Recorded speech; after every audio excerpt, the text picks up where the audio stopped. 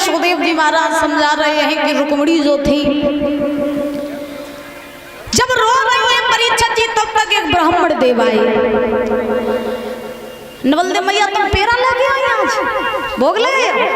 अच्छा तो ठीक, पानी आनी ले आओ बोतल भर के। तो सही है। बोली वहां के बिहारी लाल की। तब राज रुक्मिणी रो रही, तब तक क्या हुआ कि एक ब्राह्मण देव आए परीक्षित जी। ब्राह्मण देव ने रुक्मिणी को रोता हुआ देखा तो ब्राह्मण देव ने रुक्मिणी से कहा कि तुम क्यों रो रही हो? तुम्हें तो खुश होना चाहिए कि शिशुपाल दूल्हा बन के आ गया, धनवान है, बलवान है, सुंदर भी है, चंदेली का राजा है, वहां तुम उसके साथ विवाह करके जाओगी तो रानी बन करके रहोगी, किसी चीज की कमी नहीं होगी, लेकिन तुम रो क्यों रही हो? रुक्मिणी बोली पंडित जी हम जई तो नहीं चाहते कि मेरी शादी शिशुपाल के संग में हो जावे। तो पंडित जी बोले तो तुम क्या चाहती हो? तो रुक्मिणी बोली कि हम जा चाहते हैं कि मेरी शादी शिशुपाल के संग में न हो के द्वारकाधीश कन्हैया के संग में हो जावे। तो पंडित जी ने कही अच्छा कन्हैया संगे ब्याह करो चाहती हो? रुक्मिणी बोली हाँ। तो पंडित जी ने कही अच्छा जब बताओ तुमने कबो कन्हैया को देखो है? रुक्मिणी बोली हाँ कल ही देखो। तो कहाँ देखो? तो बोली सुना कि मैंने सपने में श्याम को और देखो है सुना पंडित जी ने।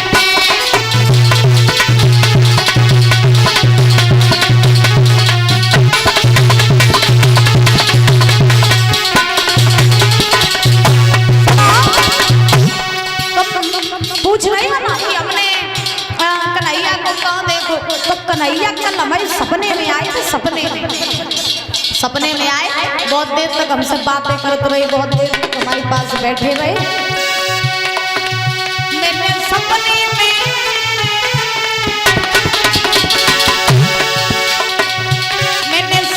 में श्याम को देखो है पंडित जी ने।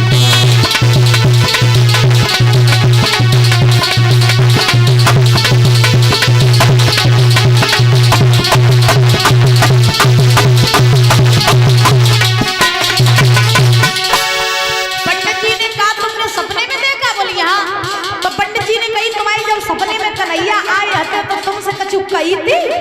रुक्मिणी बोली हाँ बहुत देर तक हमसे बातें करते रहे। क्या कहा सुनो।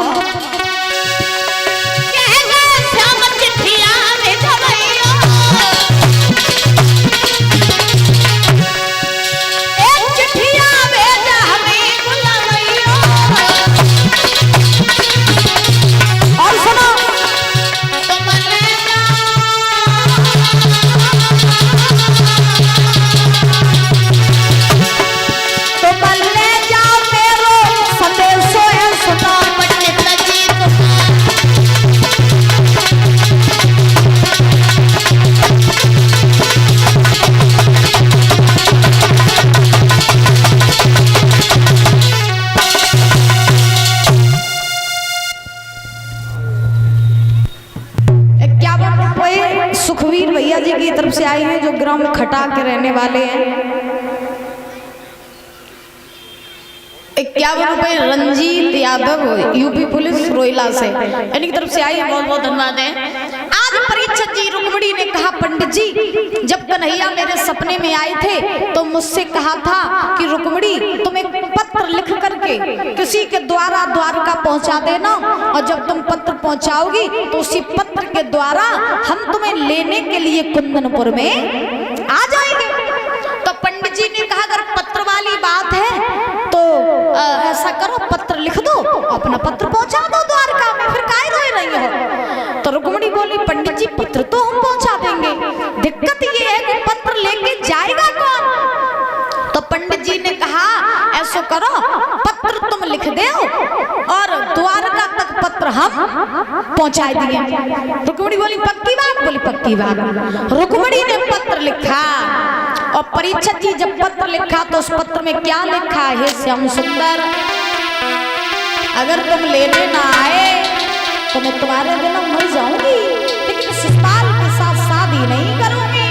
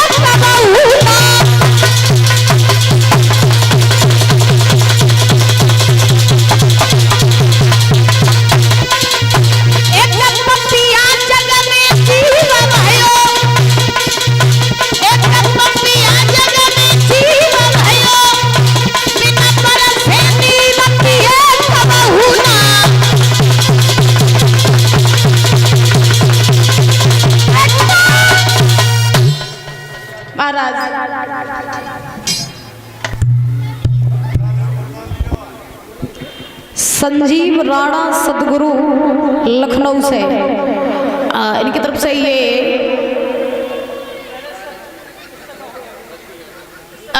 स्वागत हुआ है। वह जोरदार तालियां बजाएंगे। भगवान से कामना करेंगे सुख शांति प्रदान होती रहे, धन के भंडार भरे रहे, समाज में पद प्रतिष्ठा बनी रहे।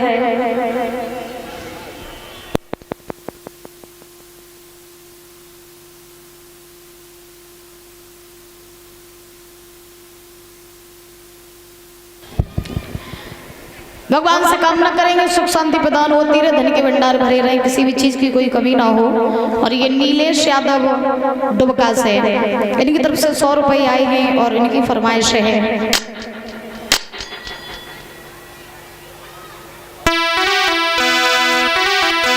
क्या तू चाहे जितने सितम ये मर्जी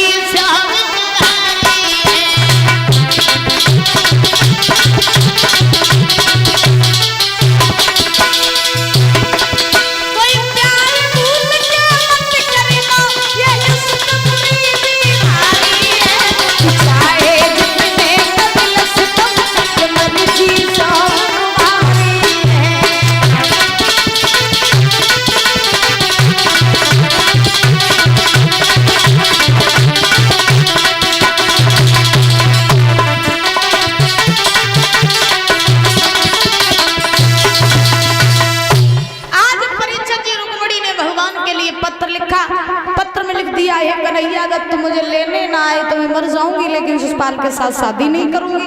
पत्र लिख दिया, पंडित जी को पत्र दे दिया और कहा पंडित जी ये पत्र लेकर के जाओ और लौट के तभी आना जब मेरे कन्हैया को साथ ले आना। पत्र लिख दिया, पंडित जी को दे दिया, पंडित जी को पत्र लेकर के चले। चलते जा रहे हैं महाराज। वृद्धावस्था है पंडित जी के ऊपर। आज जब आधी रास्ते में पहुंचे परीक्षित जी पंडित जी, तो उसी समय पंडित जी को भूख लगी आई। तो पंडित जी सोचने लगे पहले पेट पूजा फिर काम दूजा, पहले खाए पी ले तके बाद आगे बढ़े, न पता लगो कि वैसो बुढ़ापो है, द्वारका है बहुत दूर, नहीं रास्ता में कहूँ लुढ़क गई तो पत्थर पड़ो रही है और फिर रुक्मणी दोनों चली गई चंदेली में, तो शादी नहीं हो पाई है। पंडित जी ने बगिया देखी, बगिया घुस गई, वृक्ष देखा, छाया देखी, आसन लगा लिया, बैठ गए, मन ही मन में सोचने लगे क्या तो फेरी भी लगाए ले और जानी बगिया में तो फेरी भी लगाए ले।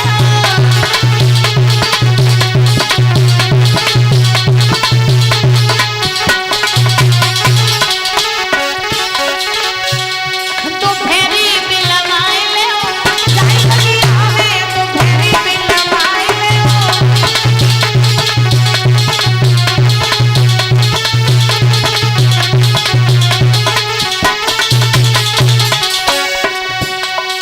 सुंदर सी देखी एक वृक्ष की छाया, ब्राह्मण ने आसन फौरन लगाया, ब्राह्मण ने कछुअरी लगाए ले, कछुअरी लगाए ले, गाय बगिया में तो फेरी भी लगाए ले, गाय बगिया में।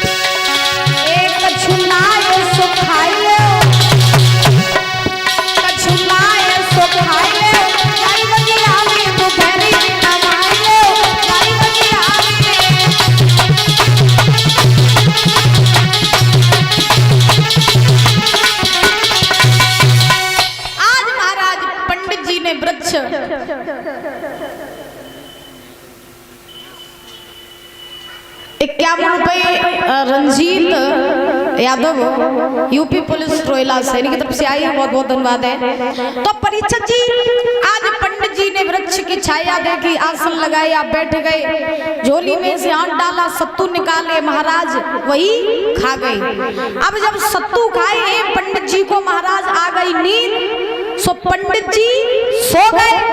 जब पंडित जी सोए हैं तो इधर महाराज क्या हुआ, भगवान कन्हैया ने ध्यान धर के देखा, क्या देखे रुक्मिणी ने किसी को पत्र लेकर के भेजा या नहीं भेजा। तो भगवान ने ध्यान धर के देखा, क्या देखा कि बूढ़े से पंडित जी आए पत्र लेके, सो सतुआ खाए के पेड़े के नीचे डरे। भगवान सोचने लगे अगर ऐसे जो पंडित जी आए तो फिर कहूँ नहीं पहुंच पाई द्वारका में। भगवान ने अपनी माया के द्वारा पंडित जी को सोते हुए उठा लिया और द्वारका में पहुंचा दिया।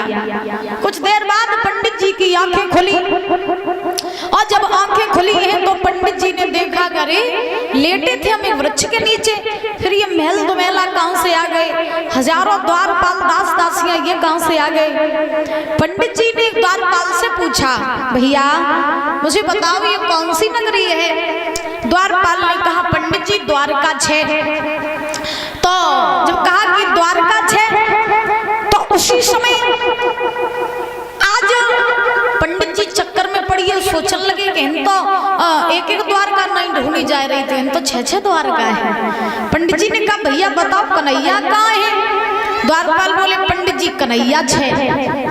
पंडित जी सोचने लगे 6 द्वारका 6 कन्हैया, पता कैसे करें कि रुक्मिणी वाले कौन से हैं। हाँ, द्वारपालों ने कहा, पंडित जी ज्यादा टेंशन न ले, जय द्वारका के राजा कन्हैया है, चलो हम तुम्हें पहुंचा दें भगवान तक। पंडित जी ने आज जब सुना कि यही द्वारका है और इसी द्वारका के राजा कन्हैया हैं, तो द्वारपालों के साथ चले। चलते चलते परीक्षित जी आज भगवान के पास पहुंचे हैं। पंडित जी भगवान को पत्र दिया, कहा सुनो पत्र पढ़ ले, समझ में आ जाए तो मेरे संगे चले चलो, क्योंकि रुक्मिणी की शादी वो तुम्हारे संगे नहीं भाई तो वो मत जाएंगे, लेकिन कागज संगे ब्याह नहीं करेंगे। तो भगवान ने पत्र पढ़ा, पत्र तो पढ़ लिया, लेकिन भगवान बोले पंडित जी चले तो तुम्हारे संगे, लेकिन मेरो भैया बलराम को जान नहीं दिए। तो ऐसा करियो तुम कि जब तुम वापस लौटने लगो कुंदनपुर के लाए, तो तुम बीमारी को कछु बहाना बना लियो, तो तुम्हें छोड़वे के काजे हम चले। पंडित जी बोले ठीक। सारे यदुवंशियों ने पंडित जी का बड़ा आदर सत्कार किया। पंडित जी विदा मांग करके चले, तो पंडित जी ने कहा है कि अब आज्ञा हमको दे दीजिए, अब आज्ञा हमको दे दीजिए, हम अपने घर को जाते हैं। तुम सब यदुवंशी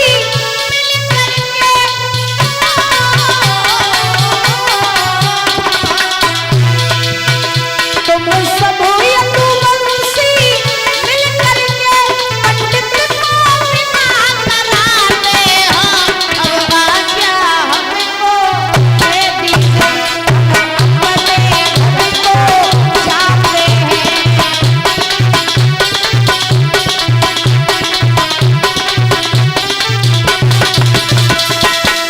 आज पंडित जी ने सारे यदुवंशियों से विदा मांगी। जैसे ही चले हैं परीक्षित जी, तो अब भगवान की तरफ पंडित जी देखकर जा रहे और चलते जा रहे। भगवान ने कही अब का कुंदनपुर पहुंच जाओ, तुम्हें बीमारी को बहाना बनायो, वहीं गिर पड़ो। पंडित जी खांस के हुई गिर पड़े। बलराम जी आए, बोले कहा बात आए थे तब तुम सही आते जा रहे, तो बीमारी कैसे चढ़ी आई तुम्हें। पंडित जी बोले क्या करें बलराम, कुंदनपुर बहुत दूर है, कैसे पहुंचे। कुंदनपुर से चलते चलते द्वारका में आए, अब फिर चलते चलते जाओ कुंदनपुर में, वो पे चलो ना जात, वैसे बुढ़ापे को शरीर है, काऊ को भेज दो जो मोई कुंदनपुर तक छोड़े आवे। तो बलराम जी ने कही ठीक चिंता न करो, हम काऊ बुलाए रहे तुम्हें छुड़वाई दिए। तो लो भगवान आए, बोले भैया काऊ और को काई कष्ट दियो, हमें छोड़े नहीं जाए पंडित जी को।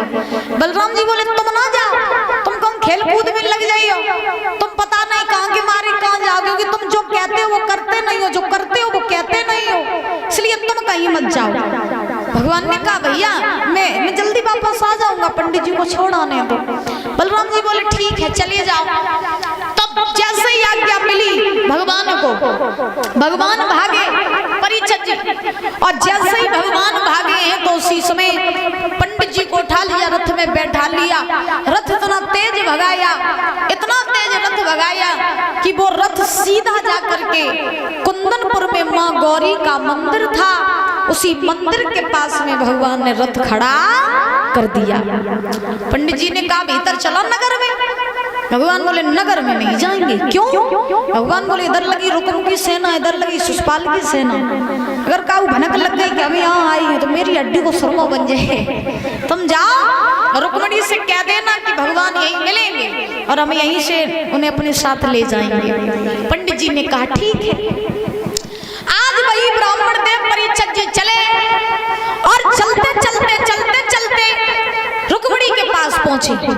रुक्मणी तो भगवान को, पंडित जी को इंतजार ही कर रही थी कि कब भगवान को लेके आए।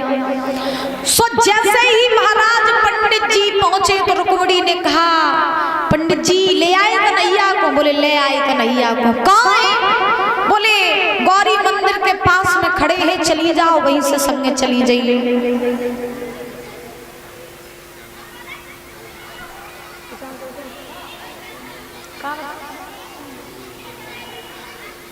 जगवीर भैया नंगला मलोखन से, इनकी तरफ से ये 50 रुपए आए हैं, बहुत बहुत धन्यवाद है।